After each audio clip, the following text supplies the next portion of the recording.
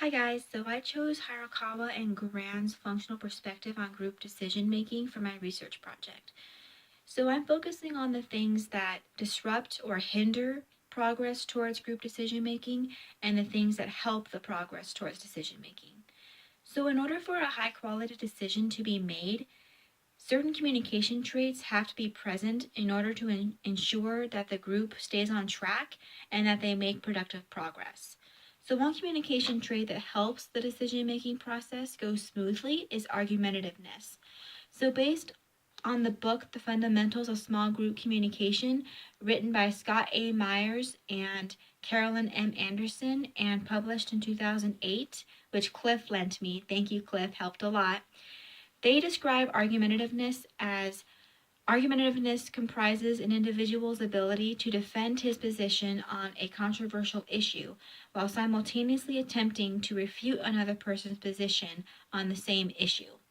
So this book also says that based on this definition, an argumentative person rationally discusses a topic and does not engage in personal attacks against others, unlike verbally aggressive people do, which I'll get to in a second. So this book also, The Fundamentals of Small Group Communication, also says that according to argumentativeness experts Dominique Infant and Andrew Rancer, engaging in argumentativeness offers many benefits.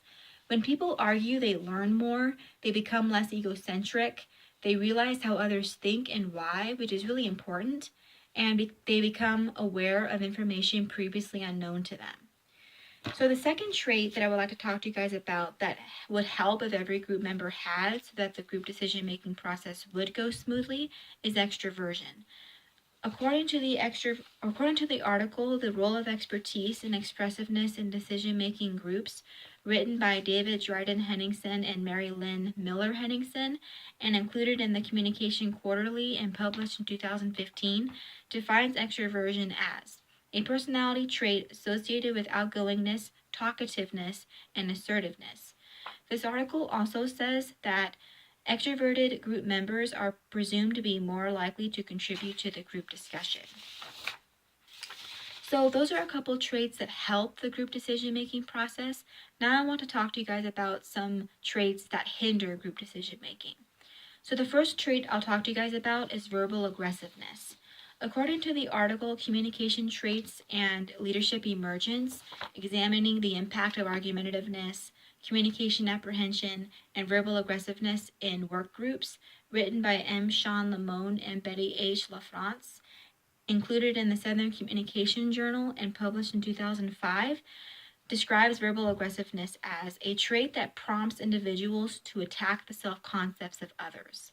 So based on this definition, according to the Fundamentals Small Group Communication book, a verbally aggressive person doesn't attack the topic or the issue, but instead attacks some attribute of a person. So sometimes the situation can increase the likelihood of a person communicating in a verbally aggressive way.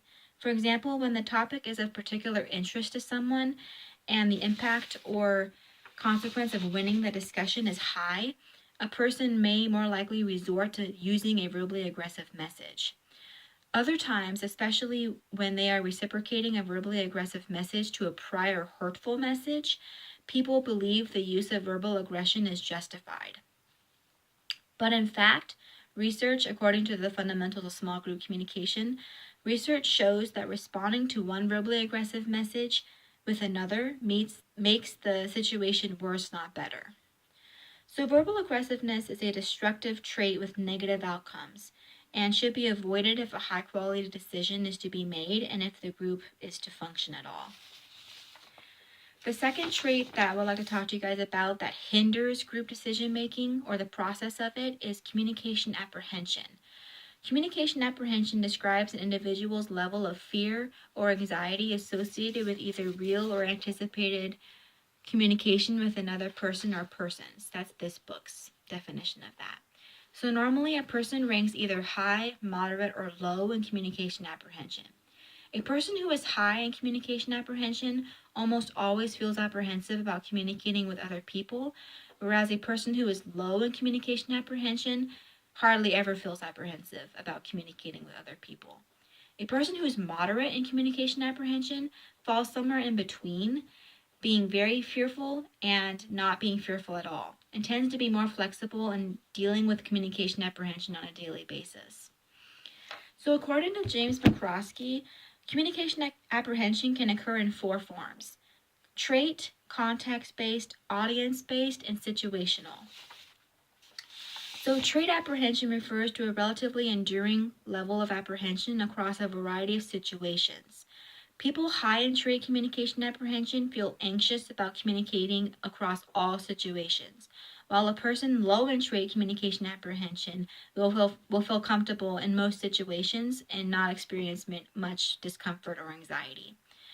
Context-based apprehension is a form of apprehension tied to a specific context and is based on the idea that people sometimes feel comfortable talking in one context, but they may feel uncomfortable in another or anxious in another. So audience-based apprehension is linked to communicating with a specific audience. So for example, if you're talking to your superiors at work and you feel anxious about that, would be a good example.